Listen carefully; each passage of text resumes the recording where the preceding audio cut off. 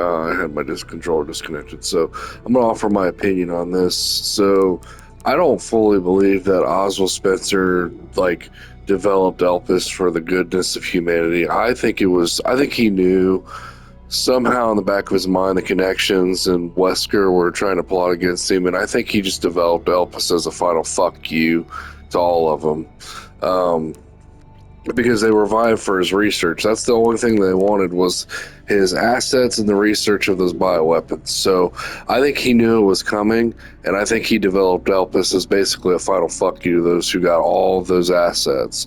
And I'm not really sure why he liked Grace. I don't really know how Grace fits into all this. Maybe he saw her innocence. Like, I mean, obviously in that cutscene, he gives her to Alyssa. Maybe he saw her innocence and realized that some changes needed to be made. Like, there is some beauty to humanity as it is, and maybe that's what changed his mind. I don't know, but like I said, Capcom has been basically saying that, especially in the lore, that Oswald Spencer was evil. They did all this heinous fucking shit to children. They experimented on people without their consent. And what I will say about this too is that a lot of our greatest research achievements have been through heinous experiments on humanity. I mean, that's just the fact of the matter. That doesn't denigrate what the people that were involved in those experiments went through. It was horrible. It's atrocious. But fact of the matter is a lot of the things that you use in your daily life at one point or another, or even medical care that you seek, at one point or another, there were heinous experiments to get the data to come up with those techniques, those medicines, drugs, etc. So, but this is a long rant. But what I wanted to say is you read Grace's report. You guys put the pieces together. My personal interpretation of this is Oswald developed Elpis as a final fuck you to like basically everybody. It was like his kind of his ace in the hole. Like if I'm going down, then you guys aren't going to be able to benefit from everything that I did. I don't think he found goodness in his heart or wanted redemption. I don't know. Maybe he saw Grace and it could be 50-50.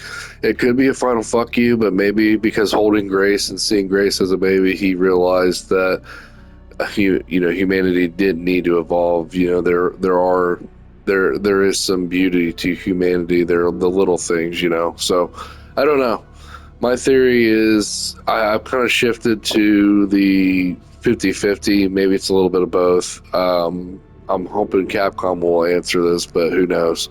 Um, this was a good ending, or well, you guys obviously saw the good ending. I haven't uploaded the bad ending, but I wanted you to see Grace's report and make your own conclusions.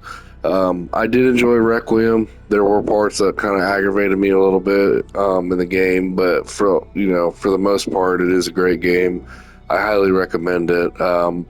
If I had, I always score out of 5. If I had to give it a score out of 5, I'd say it's about a 4.3, 4.4. It's a very good game. The story is kind of out there a bit. It's kind of I don't know. I think that they kind of wrote themselves into a corner because they can't get rid of their primary protagonist in this series.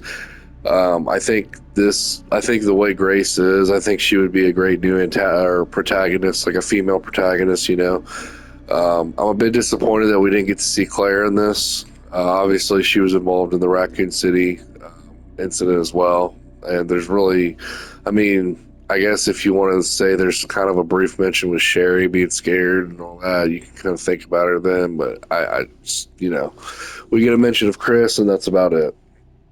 Also sucked we really didn't get to get a mention of Jill, or we got to see her beret in the game, and um, and see the old Stars office. But other than that, I don't know.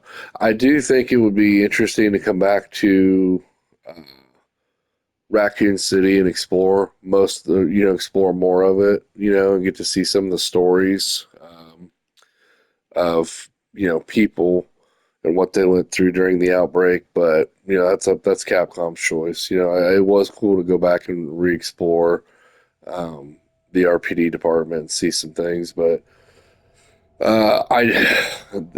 I don't believe that there would be leftover zombies. I don't believe, but of course, in this story, you guys all saw Ark was at the center of Raccoon City, so I mean, it's possible that bioweapons slipped out. But to me, that suggests that if there are still bioweapons in Raccoon City, then it wasn't. Obviously everything wasn't fully eradicated. It needs to they're gonna have to go through and story wise figure that out because the whole point of the missile, at least from the original lore, was to destroy everything. Obviously, we know now that that wasn't the case.